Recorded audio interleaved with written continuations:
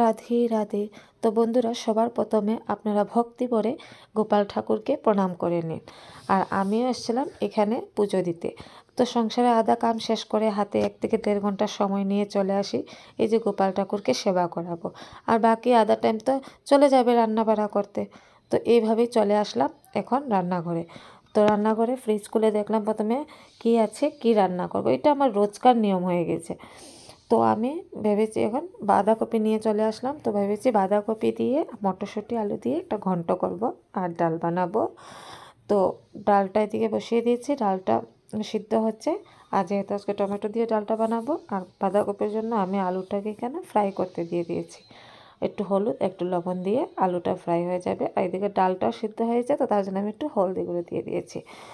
তারপর এখানে টমেটোগুলো দিয়ে দেবো, যেহেতু ডালটা আদা সিদ্ধ হয়ে গিয়েছে আর আদা বাকি আছে, টমেটো একসাথেই সিদ্ধ হয়ে যাবে। আর এদিকে আমার আলুটাও ফ্রাই হয়ে গিয়েছে। তো চলুন বাঁধাকপিটাও বসিয়ে দিই।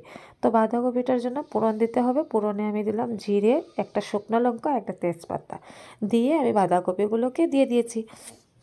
তারপর এখানে মটরশুঁটি দিয়ে দিয়েছি, লঙ্কা সবগুলো দিয়ে প্রথমে তেলের সাথে ভালো করে নাড়াচাড়া করে নেব। তারপরে আমি গুঁড়ো মশলাগুলো দিয়ে দেবো, হলদি গুঁড়ো, জিরে গুঁড়ো, ধনিয়া গুঁড়ো দিয়ে সেগুলোকে ভালো করে একটু ফ্রাই করে তারপরে দিয়ে দেবো ফ্রাই করে আলু রেখেছিলাম সেটা দিয়ে দেবো। তো একসাথে হয়ে যাবে, আধা আলুটা সিদ্ধ হয়েছে আর আধা এটার সাথে হয়ে যাবে। তো তার জন্য আমি দিয়ে দিলাম। তখন অল্প সময় ঢেকে রেখে দেবো। আর যেহেতু এদিকে আমার ডালটা সিদ্ধ হয়ে গিয়েছে, তারপরে আমি ডালটাকে এখন ফোড়ন দিয়ে দেবো। আর ফোড়নে দিচ্ছি আমি 5 ফোড়ন আর শুকনো লঙ্কা দিয়ে আমি ডালটাকে ফোড়ন দিয়ে দিয়েছি। আর এই টমেটো দিয়ে এইভাবে ডালটা আমার এত ভালো লাগে, মানে টমেটোটা পুরো একদম গলে যায় না আর অল্প কাঁচা কাঁচা থাকে টমেটোটা, আর হাফ মানে গলে যায়। তো এটা আমার অনেক ভালো লাগে ধনিয়া পাতা দিয়ে। তো তার জন্য আমি ডালটা এইভাবে ডাল হলে আমি খাই, আর অন্যরকম নর্মাল ডাল বানালে আমি এত ভালোবাসি না।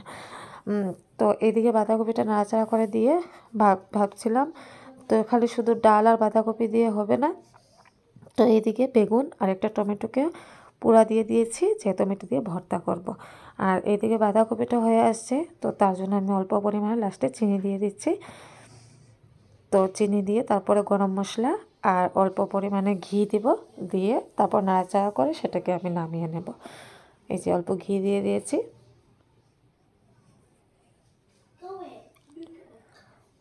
এভাবে বাঁধাকপিটা এত ভালো লাগে না খেতে, সত্যি বলছি। লাস্টে একটু ঘি দিলে এত সেন্ট আসে, খুব বেশি ভালো লাগে।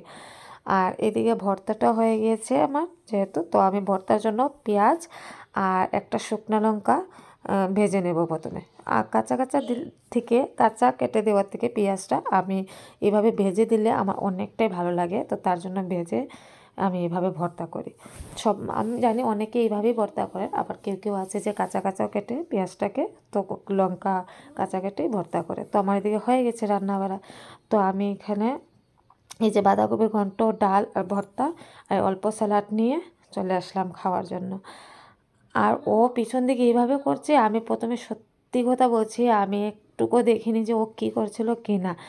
আমি দিকে তো প্রথমে ভর্তাটা দিয়ে খাচ্ছি, আর তারপরে আমি যখন ক্যামেরাটা বন্ধ করতে গিয়েছি আর ওকে আমি দেখে জিজ্ঞেস করছি তুই কী করছিলি, ও বলছিল যে আমার ভিডিওতে আপনারা লাইক করার জন্য, কমেন্ট করার জন্য, সাবস্ক্রাইব করার জন্য ও আমাকে পরে বলছিল এই কথাটা। তো আপনাদের ভিডিওটা কেমন লাগলো? Tata, bye bye.